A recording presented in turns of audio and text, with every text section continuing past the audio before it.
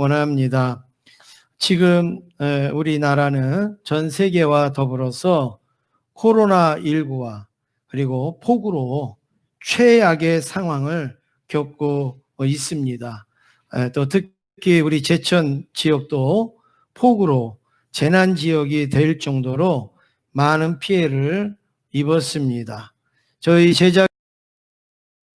제작적으로 피해를 입으신 가정들도 있습니다. 서로가 위로하시면서 빠른 시일 내에 복구되도록 간절히 기도하실 수 있기를 원하고, 또 우리 피해를 입으신 가정이 있다면 힘을 잃지 않고 힘을 얻어서 더 잘 갈 수 있기를 원합니다. 이런 상황 속에서 또 우리 교육부서는 여름 이야기를 지금 시행하는데 굉장히 어렵지 않겠습니까? 그래서 지금 아주 비상적으로 교육위원회 여름 이야기가 시작이 되어 진행되고 있는데, 오늘은 또 청년부 여름 이야기가 있습니다. 그래서 지금 이 예배부터 우리가 지금 청년부 여름 이야기 끝나고 또 우리가 잠깐 시간을 가질 것인데요. 출타한 청년들이나 타 지역에 나가서 못 온 우리 청년들을 제외하면 오늘 한 15명 정도 우리 청년들이 함께 할 것 같습니다. 여러분 위해서 기도해 주시고, 또 우리 청년들은 오늘 지금 이 시간이 여름 이야기 시간이다. 예배도 예배지만 그렇게 여기시고 함께 우리가 말씀을 나누실 수 있으면 좋겠습니다. 첫 번째로 우리는 부름받은 그리스도인이라는 사실입니다. 오늘 본문에 보면 눈에 띄는 단어가 있어요. 성경에 잘 나오지 않고 아주 평범한 단어인데 성경에는 별로 안 쓰여져 있고, 그리고 오늘 유독히 우리 눈에 띄는 단어가 있는데 바로 청년이라는 단어죠. 청년. 그래서 1절에 보니까 거기에 청년의 때 이렇게 말씀을 하고 있지 않습니까? 또 그 앞에 11장 9절 말씀에도 보니까 어떤 말씀이 있습니까? 청년이여 이렇게 말씀하면 내 어린 때를 즐거워하며 내 청년의 날들을 이렇게 표현을 하고 있습니다. 계속 11장 12장에 청년이여 또 청년 때에, 그럼 무엇을 말씀하는 건가? 청년이 무엇을 말을 하는 건가? 우리는 다 압니다. 청년 그러면 젊은 사람, 힘 있는 사람, 왕성한 사람 이렇게 우리는 다 압니다. 그런데 성경에서는 특히 히브리어에서는 무조건 젊다고 청년이라 이렇게 말하지 않습니다. 나이가 젊다고 청년, 또 혈기가 왕성하다고 청년이라고 하지 않습니다. 히브리어는 이 청년이라는 단어를 바후루 이렇게 표현하는데, 이 바후루라는 뜻은 두 가지가 있습니다. 두 가지. 이 청년이라는 단어가 우리가 생각하는 거하고 많이 다릅니다. 우리는 젊으면 청년인 줄 알아요. 그런데 이 히브리어로 볼 때 바후루는 두 가지의 의미를 갖습니다. 첫 번째는 새벽이라는 의미가 있습니다. 새벽이라는 의미.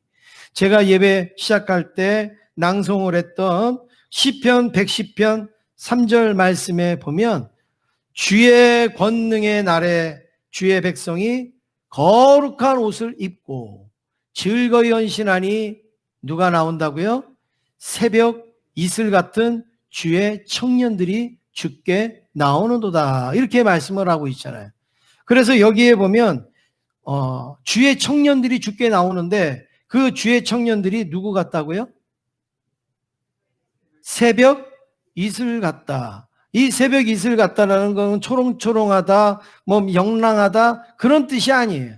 청년이라는 단어 자체가 새벽이라는 뜻이 있기 때문에 지금 그 새벽이라는 뜻을 활용해서 새벽 이슬과 같은 주의 청년들 이렇게 말합니다. 그러니까 청년 그러면 새벽, 새벽 그러면 청년이라는 것이 같이 이렇게 혼용되어지는 단어라는 말씀이죠.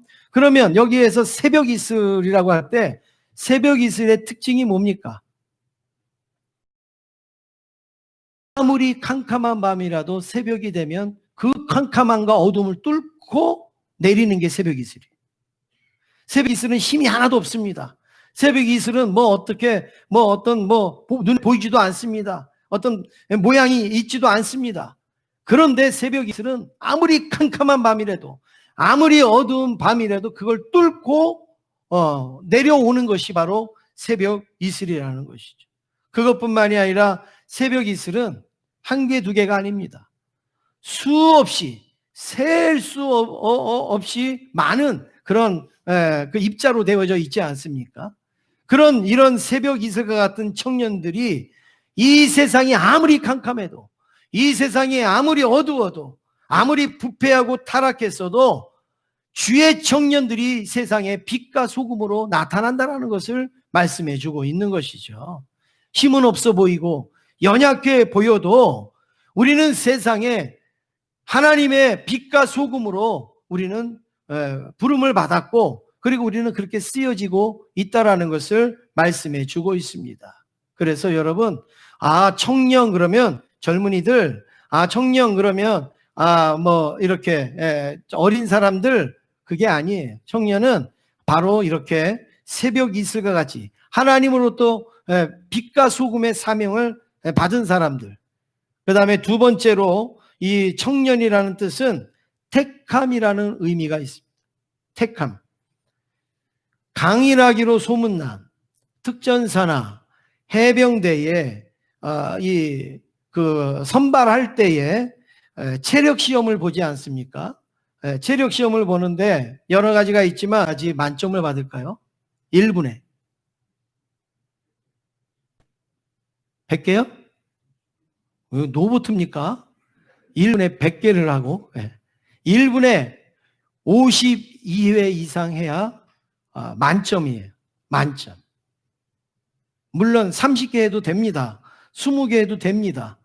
그러면 선발이 못 되죠. 52개 넘는 군인들이 많은데 30개 가지고 되겠어요?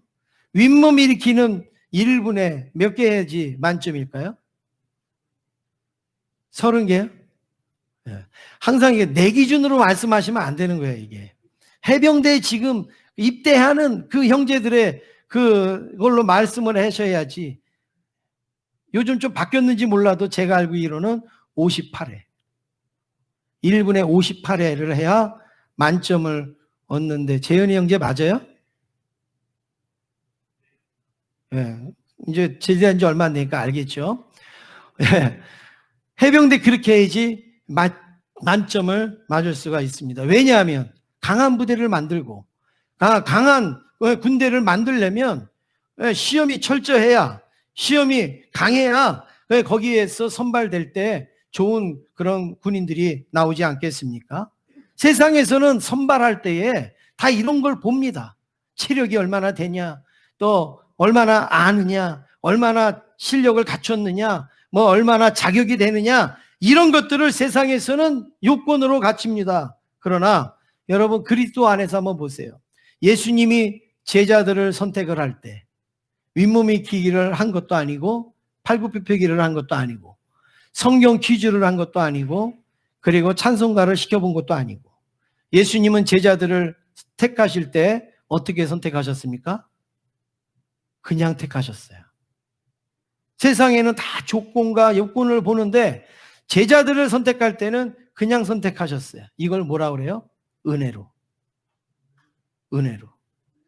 초대교회의 사도들이 이제 그 많은 전도대원들을 세웁니다. 그리고 일꾼들을 세웁니다. 그때에 그들을 뭘로 세웁니까? 은혜로. 은혜로. 오늘 저와 여러분들이 하나님의 택함을 받아서 하나님을 섬깁니다. 때로는 목사로, 때로는 장로님으로, 때로는 권사님으로, 때로는 교사로, 이런저런 모양으로 우리가 택함을 받았습니다. 뭘 잘했어요? 뭐가 대단했어요? 윗몸 일으키기도 30번밖에 못 하시면서 뭘 우리가 택함을 받을 수 있습니까? 전부 하나님의 은혜로 택함을 받은 거예요. 아무것도 내세울 만한 게 없어요. 아무것도 자랑할 게 없어요. 아무런 능력도 없습니다. 그런데 전부 하나님의 은혜로 우리는 선택을 받았고 하나님의 백성이 됐습니다. 그러므로 여러분, 청년의 뜻이 바로 이 뜻이라는 거예요. 택함을 받았다. 할 수도 없고 가진 것도 없는데 우리는 택함을 받았다. 그러니까 여러분, 나이가 젊다고 청년이 아니라 하나님으로부터 부르심을 받고 하나님으로부터 은혜로 택함을 받은 사람들은 다 청년이에요. 다 청년. 네. 안 믿어지셔도 청년이라고 그러세요. 우리는 하나님으로부터 택함을 받았으면 청년이라고요. 네. 저희 아버님이 75세 돌아가셨잖아요. 그런데 장례식 때 가보니까 저희 아버님이 그 동네 그 교회에서 그 해에 맡은 직분이 뭐냐? 청년부장. 청년부장. 전도부장 겸 청년부장. 그리고 장례식에 오시는 그 동네의 어른들이 다 한마디씩 하시는 말씀이 젊은 사람이 참 아깝네. 젊은 사람이 참 아깝네. 우리 아버님은 청년에 돌아가셨어요. 청년에. 그런데 성경에서 나오는 청년은 젊다라는 그런 개념만이 아니라 어둠을 뚫고 나오는 새벽이 있을 것 같은 존재들을 청년이라고 말하는 거예요. 하나님으로부터 은혜로 부르심을 받은 특별한 사람들, 그리스도인, 오늘날로 말하면 성도, 그리스도인, 그리고 제자, 이 사람들이 다 하나님의 청년이라는 사실입니다. 그렇습니다. 하나님으로부터 부르심을 입은 청년은 그러면 우리는 어디로 가야 되는지, 우리의 사명이 뭔지, 우리가 무엇을 해야 되는지 알아야 되는데, 우리가 무엇을 해야 됩니까? 우리의 사명이 뭡니까? 세상에 우리는 소금과 빛으로 하나님이 우리를 보내셨어요. 다른 거 말하지 않았어요. 너희는 세상의 소금이니, 너희는 세상의 빛이니, 가서 어두움을 밝히고, 그리고 부패되고 한 것을 정화시켜라, 깨끗게 하라, 그렇게 말씀하지 않습니까? 오늘 그러므로 저와 여러분들은 다 청년으로 사명을 받은 줄로 믿습니다. 사명이 얼마나 중요한지 모릅니다. 사명을 받았으면 사명을 감당해야 돼요. 예수 안 믿는 사람들도 사명을 잘 감당합니다. 그런데 우리는 아무 능력도 없는데 은혜로 구원을 받았고 부르심을 입은 우리가 하나님의 사명이 뭔지 알고 그 사명을 감당해야 되는데, 사명이 뭔가 이거를 잘 보여주는 영상이 하나 있습니다. 제가 며칠 전에 뉴스를 보다가 이 뉴스를 보고 정말 막 가슴이 벅차 오르면서 사명이 이거구나, 사명이. 그런 영상이 있어서 제가 간단하게 소개해 드리겠습니다. 불이 붙은 대형 화물차가 쏜살같이 도로를 달립니다. 금방이라도 폭발할 것 같지만 차는 멈추지 않고 시내 밖으로 질주합니다. 중국 랴오닝성에 사는 운전기사 순강은 수리를 맡긴 자신의 화물차가 용접 불꽃 때문에 불이 난 것을 발견했습니다. 수리 장소가 번화가인데다 주변에 주유소도 있었던 터라 순강은 위험을 무릅쓰고 차에 올라탔습니다. 我认为这火救不了的时候，我是第一时间上车把它开走，因为这车是我的啊，我不能让任何人去替我冒这个险啊。 불이 붙은 차를 4km 넘게 운전한 뒤 인적이 드문 도로에 멈췄고 차는 곧 화염에 휩싸였습니다. 순강은 다치지 않았고 그의 용감한 행동은 찬사를 받았지만 가족의 생계를 책임지던 화물차는 다 타버렸습니다. 다행히 순강의 사연을 들은 중국의 한 자동차 회사가 새 화물차 한 대를 제공하겠다고 나섰습니다. 갑작스런 선물에 순강은 첫 화물 운송 수입을 모두 기부하겠다고 밝혔습니다. 네, 여러분, 차가 수리를 하고 있는데 용접공이 용접을 하다가 불이 붙어서 차가 막 불이 붙으니까 끄려고 하다가 도저히 이거는 이제 끌 상황이 안 된다 싶으니까 여러분, 대부분 그 상황이면 어떻게 됩니까? 도망을 가죠. 차에서 멀리 피하죠. 그런데 이 순강이라는 이 사람은 그 차에 올라탑니다. 그리고서 달리기 시작합니다. 그 달린 거리가 1, 200m가 아니라 4, 5km가 되는 거리를 손살같이 달려갑니다. 왜냐하면 그 주변에 많은 사람들이 있고 주유소도 있고 여러 가지 폭발될 일들이 있기 때문에 이 차가 폭발이 되면 큰 인명 손실이 있으니까 그 차를 타고 그냥 달려가는데, 여러분 그 차에 타임이 있는 것도 아니잖아요. 이 차는 5분 후에 폭발한다든지 이 차가 10분 후에 폭발한다든지 그거 있는 거 아니잖아요. 지금 가다가 100m를 가다가 폭발을 할지 또 뭐 1km를 가다가 불이 날지 뭐 어떻게 압니까? 그런데 이 사람은 거기 타가지고 그냥 한적한 곳이 나올 때까지 달려간 거예요. 그리고서 내려서 이제 그 자기 차가 타는 것을 그렇게 지켜보고 있는데, 뉴스 더 이게 나중에 내용을 보면 그 애들도 둘이 있어요. 애들도 둘이 있고 막 얼마나 지금 단란하게 그렇게 살아갈 그 때입니까? 그런데 전혀 인터뷰하는 거 보면 많은 사람을 살려야 되겠다는 생각에 그냥 뭐 타가지고 간 거예요. 여러분, 사명은 이겁니다. 우리가 그리스도로 부르심을 받고 우리가 사명을 받았다면 이것도 생각하고 저것도 생각하고 이것저것 가리고 따지고 해서는 사명을 감당할 수가 없는 거죠. 내가 감당하지 아니하면 다른 사람이 피해를 입는다. 내가 감당하지 아니하면 많은 손해가 올 것이다. 내가 감당하지 아니하면 큰 어려움이 올 것이다 생각을 해서 그냥 그 사명감 하나를 가지고 차를 타고 달려간 이 사람. 그 결과가 어떻게 됐습니까?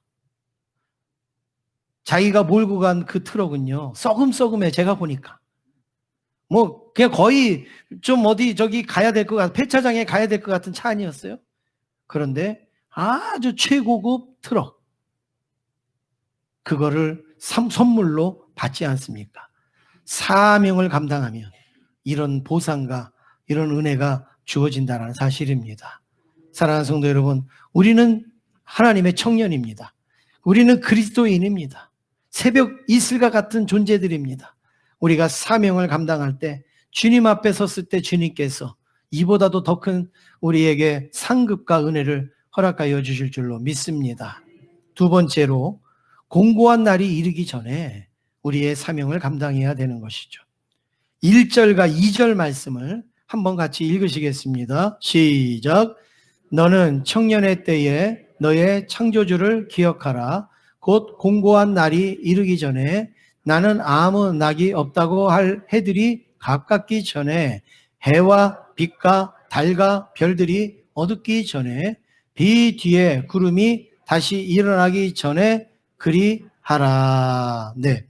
지금 여기에 보면 청년의 때와는 정반대되는 때를 말씀하고 있습니다. 청년의 때와는 다른, 청년의 때가 아니다 이거예요. 이거는 이럴 때가 올 수 있다, 이거를 말씀을 하는데, 여기 보면 네 가지로, 우리가 읽은 1절 2절에 보면 네 가지로 표현이 나오고 있습니다. 청년의 때와 반대되는 게 언제입니까? 정말 소망도 없고, 그리고 이런 힘도 없고, 뭐 어떤 이런 이것들을 만났을 때 우리는 공고하다 그러잖아요. 그 다음에 아무 낙이 없을 것도 없고 나쁜 것도 없고, 여러분 무감각할 때가 있잖아요. 그 아무 낙이 없어요. 어르신들이 한 90, 한 100세, 뭐 개인적으로 좀 다르지만 이 정도 되시면요, 슬픈 소식을 들어도 눈물도 안 나요. 그렇죠? 기쁜 소식을 들어도 그래? 그냥 그러면 끝이에요. 감정에 무슨 뭐가 없어요. 기복이 없어요. 젊을 때는 아기가 똥만 싼 것만 봐도 웃기고, 그리고 좋고 재밌고 막 이랬는데, 연세가 90, 100 이렇게 되어지면 아무리 슬픈 일을 당해도 별로 슬프지 않고, 좋은 일을 만나도 그렇게 기뻐하지도 않아요. 맛있는 걸 먹어도, 젊을 때는 맛있는 거 먹으러 막 찾아다니고 막 이렇게 쫓아다니고 하는데, 아무 낙이 없을 때는 뭐예요? 아무리 맛있는 걸 가져다 줘도 그냥 입맛이 없다. 별로 맛없는 것도 그냥 그렇게 드시고, 재밌는 것도 없고 좋은 것도 없고. 여러분, 이게 뭐예요? 아무 낙이 없을 때, 아무 낙이 없을 때. 이럴 때가 올까요? 안 올까요? 오지요. 오지요. 다 오지요. 그 다음에 세 번째는 청년의 때와 반대되는 게 뭐예요? 해와 빛과 달과 별들이 어둡기 전. 여러분 여기에 이 솔로몬 보세요. 기가 막힌 이 표현을 하고 있잖아요. 해와 빛과 달과 별들이 어둡기 전. 이게 무슨 뜻이에요? 해나 빛이나 달이나 별들은 전부 어둠을 밝히는 존재들이죠. 캄캄함을 밝히는 존재들이잖아요. 그런데 이런 것들도 어두울 때가 온다는 거예요. 해도 어두울 때가 오고 빛도 어두울 때가 오고 달도 별도 어두울 때 년의 때는 어둡기 전에가. 여러분 세상에 해가 어두운 적 보셨어요? 달이 어두운 적 보셨어요? 별이 어두운 적 보셨어요? 못 보셨잖아요. 그런데 어두울 때가 온다 이거예요. 어두울 때가 온다. 여러분 우리가 아무 낙이 없을 때가 올 거라고 상상이 됩니까? 여러분 예상이 되십니까? 아마 예상이 안 되실 거예요. 안 되실 거예요. 그런데 그날이 온다 이거예요. 그날이 온다. 그 다음에 마지막으로 네 번째, 비 뒤에 구름이 다시 일어나기 전에. 이 표현을 보세요. 비가 잔뜩 왔어요. 요즘처럼 막 폭우가 와갖고 다 쓸려나가고 다 떠내려가고 다 쏟아지고 막 했어요. 보다도 더 큰 구름이 몰려와요. 여러분 기가 막히잖아요. 네. 지금은 300mm 왔는데 이제 500mm 온대. 그러면 더 기가 막히잖아요. 그런 날이 온다는 거예요. 그런 날이 온다는 거예요. 그런 날이 오기 전이 청년의 때라는 거예요. 그런 날이 온 다음에는 청년의 때가 아니라는 거예요. 그런데 이런 날이 올까요? 안 올까요? 오는 거죠. 언제인지 모르지만, 어떻게 오는지는 모르지만 이런 날이 오는 거예요. 보세요. 이런 날들하고 새벽 이슬하고 여러분 분위기가 다르잖아요. 군사를 선별하는 그런 느낌과 아주 다르잖아요. 이 날이 올까봐 막 걱정이 되지 않습니까? 청년의 때가 있고 새벽 이슬과 같은 때가 있지만 항상 청년의 때가 있는 건 아니라는 거예요. 항상 새벽 이슬이 내릴 때가 있는 게 아니라는 것을 기억하라고 하시는 말씀이 오늘 본문의 말씀이에요. 공고한 날이 오기 전에, 아무 낙이 없을 때가 오기 전에, 아니면 어둡기 전에 바로 이걸 우리가 기억해라 이거예요. 그러면 공고한 날이 오면 어떤 일이 일어나겠는가?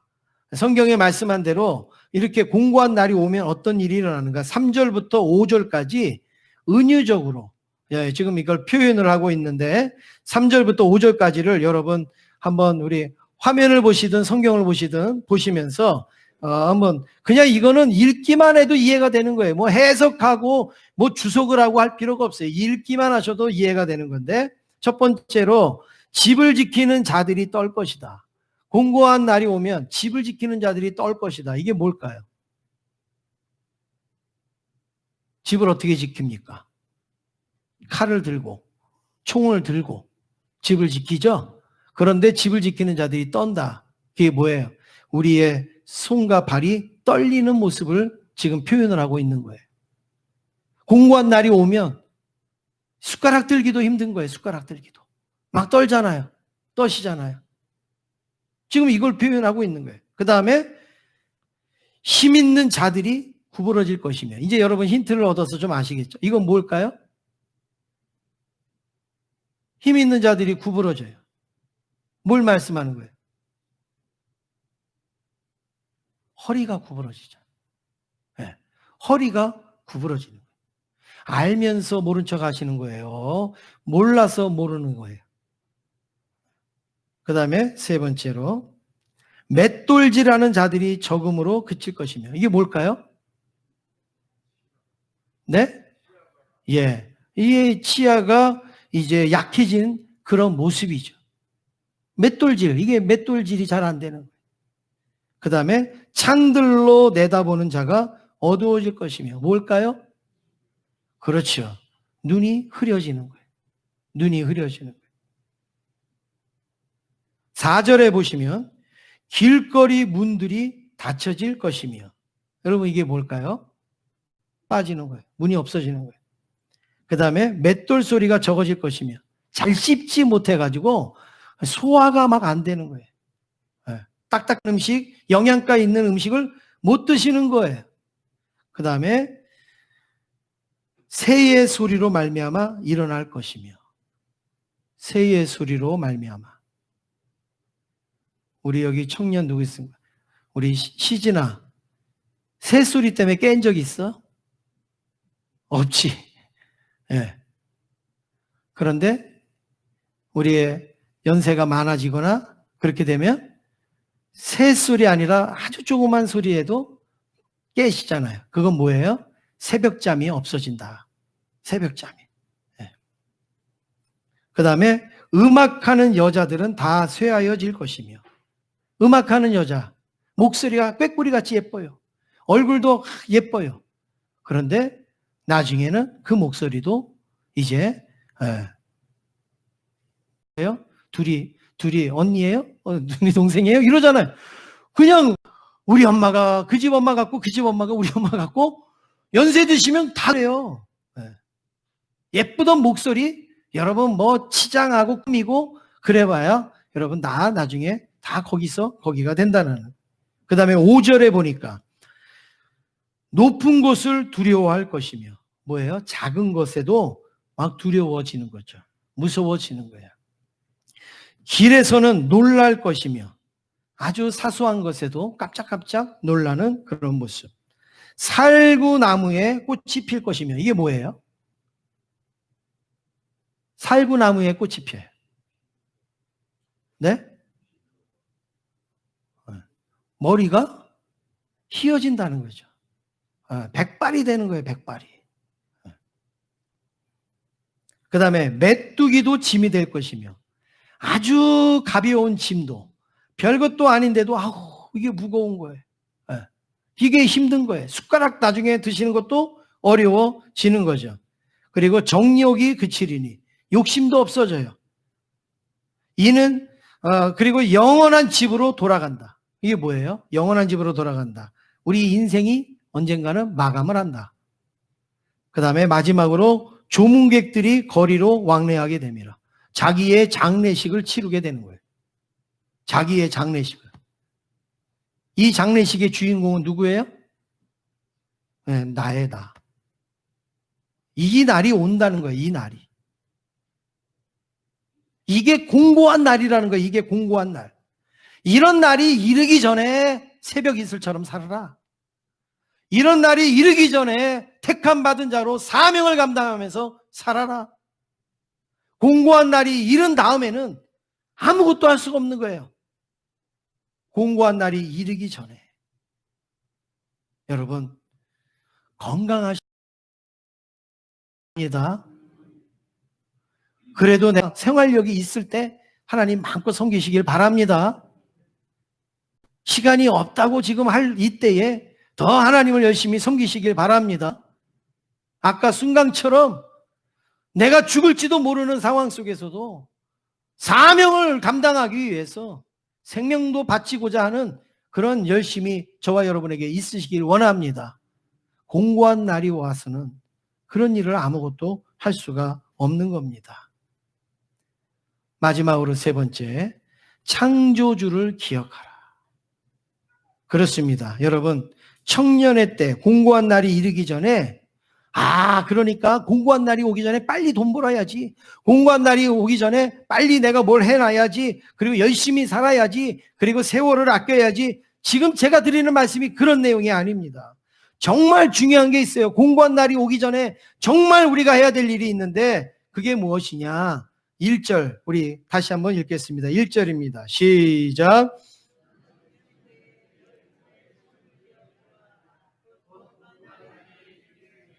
나는 아무 낙이 없다고 할 해들이 가깝기 전에. 공고한 날이 이르기 전에 청년의 때에 뭘 하라고요? 창조주, 너의 창조주를 기억해라. 저와 여러분을 창조하신 하나님을 기억하라고 말씀을 하고 있습니다. 이 기억하라는 게 뭐예요? 누가 몰라요? 다 알죠? 하나님이 나를 창조한 거 다 알죠? 뭘 그걸 잊어버려요? 다 알죠? 근데 기억하라. 기억하라 이 말씀은 뭐냐면 청년의 때가 나의 때가 아니고 하나님이 주시는 기회라는 걸 기억하라는 거예요. 지금 내가 가지고 있고 내가 누리고 있고 내가 할 수 있는 게 내 것이 아니라 뭐예요? 하나님의 것임을 인식하라는 말씀입니다. 우리 청년들이 대학에 가기 위해서, 취업하기 위해서, 결혼을 하기 위해서, 아니면 자녀를 낳기 위해서 열심히 기도합니다. 또 부모님들도 기도하십니다. 하나님, 우리 자녀 학교 들어가게 해주세요. 직장 구하게 해주세요. 뭐 좋은 배필을 만나게 해주시고, 그리고 자녀를 낳게 해주세요. 그리고 기도를 해요. 그래서 하나님이 응답을 해주셔요. 그러면 여러분 어떻게 됩니까? 창조주 하나님을 기억해야 되잖아요. 하나님이 나에게 학교를 주셨고, 하나님이 나에게 직장을 주셨고, 하나님이 나에게 배필을 주셨고, 하나님이 나에게 생명을 주셨으니까 그 하나님을 기억해야 되지 않겠습니까? 그런데 뭐라 그럽니까? 하나님, 요놈들 좀 다 키우면은 그때 기억할게요. 나 공부 좀 다 마치면, 지금 숙제하기도 바쁘니까 그 하나님 기억할게요. 나 이 직장에서 조금 안정이 되면 그때 하나님 좀 기억할게요. 내가 지금 이렇게 사업 좀 안정이 되고 그러면 내가 좀 하나님 기억할게요. 대부분 그렇잖아요. 그건 하나님을 기억하는 게 아니에요. 하나님을 기억한다는 건 뭐예요? 그런 가운데서 애들 키우기도 막 바쁜데 그런 가운데서도 하나님을 기억하고, 직장 적응하기도 바쁜데 그런 가운데서도 하나님을 찾고, 공부하기도 힘든데 그런 가운데서도 하나님을 구하는 거, 이게 바로 창조주 하나님을 기억한다는 거예요. 그래서 우리에게 주신 자녀, 건강, 직장, 뭐 이런 모든 시간, 이런 것들이 하나님의 겁니다 라는 것을 고백하는 게 하나님을 기억하는 거예요. 믿습니까? 네. 여러분, 정말 내가 기도해서 하나님이 응답을 주셨는데 그 응답 때문에 내가 하나님을 잘 못 섬길 것 같으신 분은 기도하지 말라고요. 제가 강하게 말씀을 드립니다. 하나님이 그걸 주신 것은 그것으로 하나님을 더 기억하고 더 빛과 소금의 역할을 감당하라고 하나님이 주시는 거 아니겠어요? 근데 그게 나에게 핑계거리가 되고 이유거리가 되고 하나님을 가까이 하지 못하는 도구가 된다면 우리는 그걸 구할 필요가 없는 것이죠. 하나님을 기억한다는 것이 구체적으로 뭔가, 오늘 저는 간단하게 4가지를 말씀드리겠습니다. 첫 번째는 내가 가는 길을 하나님께 맡기는 게 창조주 하나님을 기억하는 거예요. 이유도 없이 욥이 고난을 당합니다. 이유도 없이 어려운 일을 겪습니다. 그럴 때 욥이 뭐라고 고백했는가? 욥기서 23장 10절 우리 같이 읽으시겠습니다. 시작. 그러나 내가 가는 길을 그가 아시나니 그가 나를 단련하신 후에는 내가 순금같이 되어 나오리라. 아멘. 나는 내 길을 알지 못해요. 내가 왜 이 길을 가야 되는지도 몰라요. 내가 왜 이 고난을 겪어야 되는지도 몰라요. 그런데 하나님은 아신다. 그래서 하나님께 맡깁니다. 나는 몰라도 결론은 하나님이 나를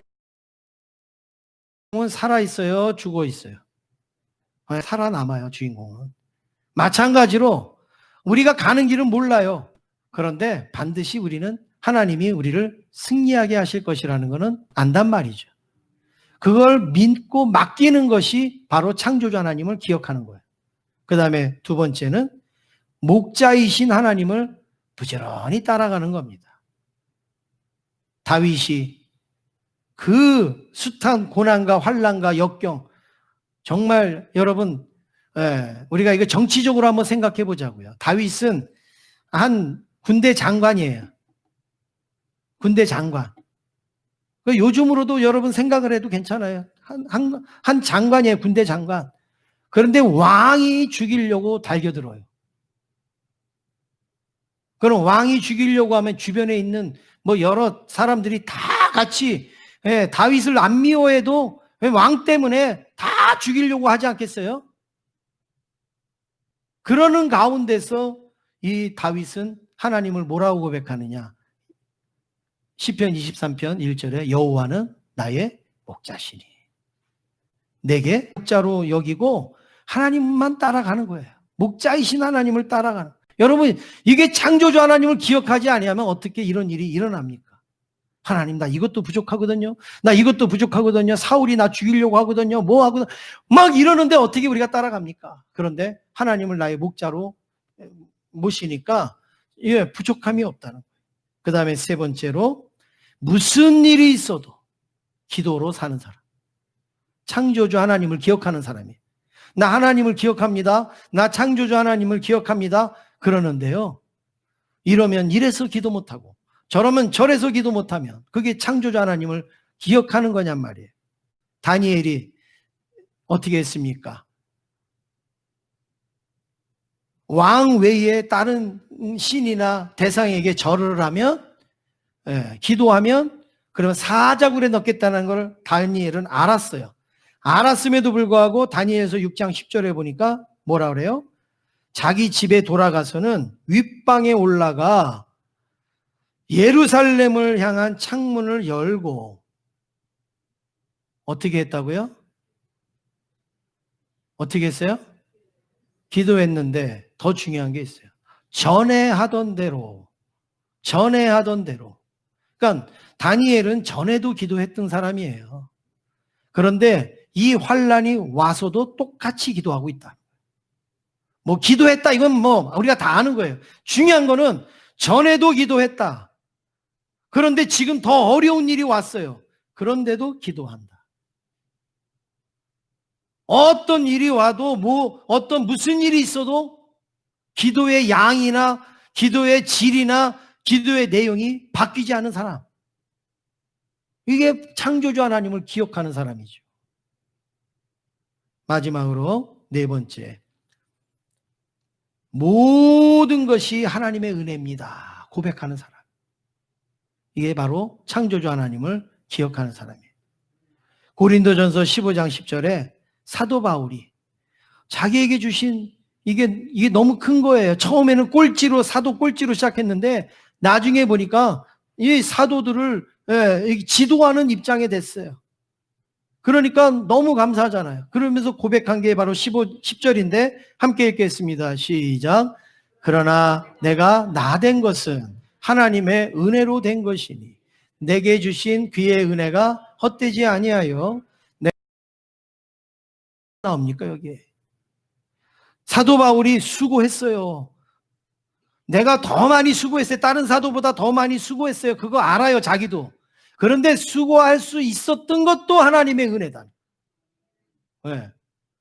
우리는 더 많이 수고했다고 해서 우리는 그냥 수고한 게 아니라 내가 더 많이 수고할 수 있었던 것도 그것도 하나님의 은혜라. 여러분 놀랍지 않습니까? 여러분 그렇습니다. 바울을 말할 때 다른 거 빼놔도요 하나님의 은혜를 빼놓고는 말할 수가 없습니다. 질병이 와도 재난이 있어도 아픔이 있고 상처가 있어도 실패가 있고 죽을 뻔하고 시험이 들고 해도 이 바울은 항상 은혜 속에 살았단 말이에요. 왜냐하면 창조주 하나님을 기억했기 때문에 그렇습니다. 오늘 우리의 신앙도 그렇습니다. 하나님의 은혜 아니면 우리는 아무것도 할 수 없습니다. 하나님의 은혜를 빼놓고 우리가 무엇을 할 수가 있습니까? 하나님의 은혜가 없이 우리가 한 것이 뭐가 있습니까? 하나님께서 필요할 때마다 적절하게 우리에게 은혜를 주셨기 때문에 우리가 지금 이 자리에 있고 앞으로도 세워지는 줄로 믿습니다. 우리 한번 같이 찬양하시겠습니다.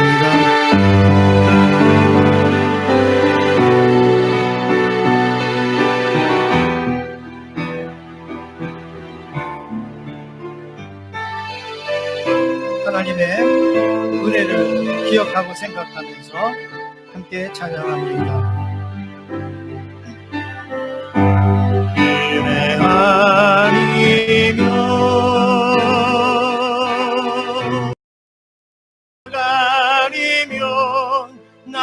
나서지 못하네. 아니면 나서지 못하네. 놀라운 사랑 그네 아니면 나서지 못하네. 다시 한번 합니다. 은혜 아니면 나서지 못하네. 십자가의 그 사랑 능력 아니면 나서지 못하네. 은혜 아니면 나서지 못하네. 놀라운 사랑 그네 아니면 나서지 못하네.